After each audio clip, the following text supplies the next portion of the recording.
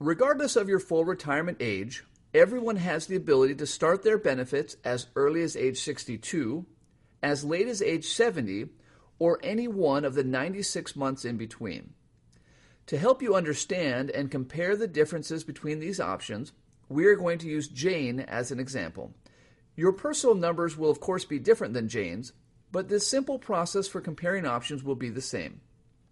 Jane was born in 1954, giving her a full retirement age of 66.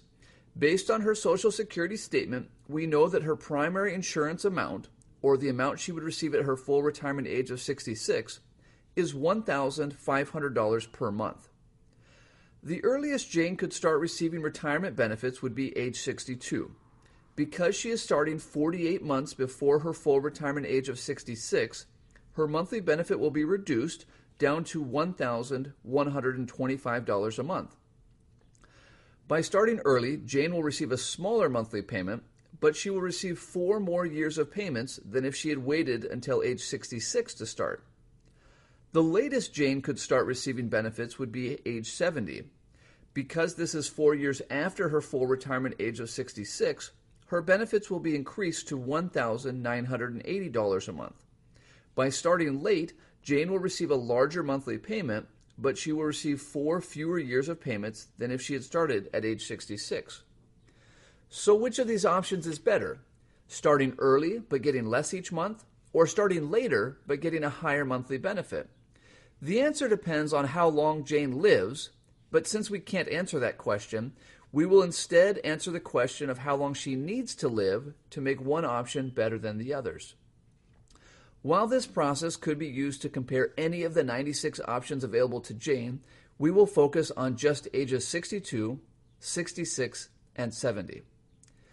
To make this comparison a little easier to follow, let's assume that Jane is a triplet and her 2 sisters have had identical earning histories, giving all 3 of them the exact same benefits. In our example, the only difference between the sisters will be their age when they start collecting benefits.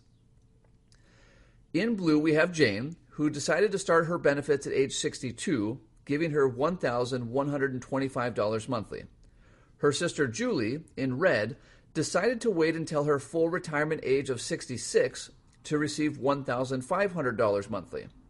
And the third sister, Jill, in green, waited until age 70 to receive her maximum possible benefit of $1,980. Each year, these sisters get together to compare how much they have received in lifetime benefits from Social Security.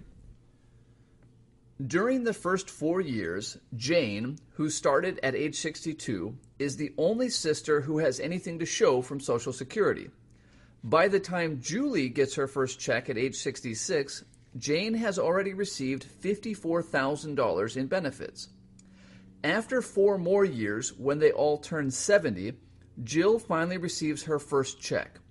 By then, Jane has received a total of $108,000 in benefits, while Julie is quickly catching up with a total of $72,000. Now things start to get interesting. When the sisters get together each year, they notice that Jane's lead is shrinking. By the time they reach age 78, Julie has tied Jane in total benefits received at $216,000. In other words, by age 78, Jane's 4-year head start has been lost.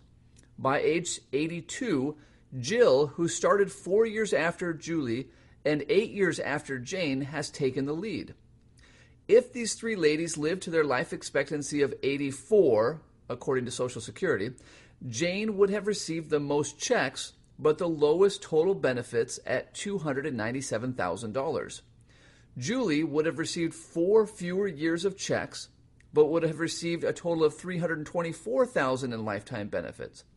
Jill, despite having received the fewest checks, would be the clear winner with a total of $332,000 in lifetime benefits. If the sisters are fortunate enough to live to age 90, the gap becomes even wider, with Jane at $378,000, Julie at $432,000, and Jill at $475,000 in lifetime benefits. As you will see when you run your own comparisons, waiting to start gives you the highest lifetime benefit, but only if you are around to cash the checks. In addition to having no way of knowing how long you will live, this break-even analysis also ignores how starting earlier or later could impact the quality of your retirement. While far from perfect, this break-even analysis should serve as an important first step to picking the best time for you to start Social Security. Your assignment from this segment is to use the workbook to compare at least 3 of the 96 possible starting dates available to you. Start to evaluate the potential lifetime costs of starting earlier versus later. In the next segment, we will look at how starting to receive your benefits prior to your full retirement age could reduce or even temporarily eliminate your Social Security benefits.